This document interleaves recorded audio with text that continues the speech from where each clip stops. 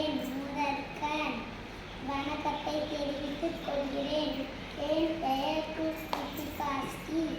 மரத்தை வெட்டினோம், புவியை வெப்பமாக்கினோம், நெகிழியை குறைத்தோம், மண்ணின் அளவியை குறைத்தோம், ஓசோனில் அட்டையிட்டோம். வாயவில்லை.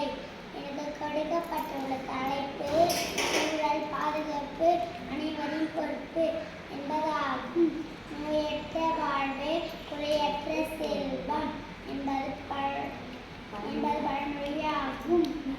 சுற்றுச்சூழல் தூய்மையாக இருந்தால்தான் நாம் ஆரோக்கியமாக வாழ முடியும். சுத்தமான காற்று, தண்ணீர் மற்றும் உணவு ஆகியவை நம் வாழ்க்கைக்கு இன்றியமையாதவை. சுற்றுச்சூழல் பாதுகாப்போம்.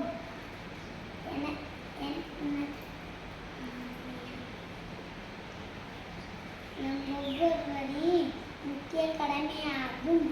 இயற்கையை நேசிப்போம். செயற்கையுடன் வாழ வேண்டுமா என யோசிப்போம். சுற்றுச்சூழல் பாதுகாப்போம் என கூறிய நுரையை முடித்துக் கொள்கிறேன். நன்றி.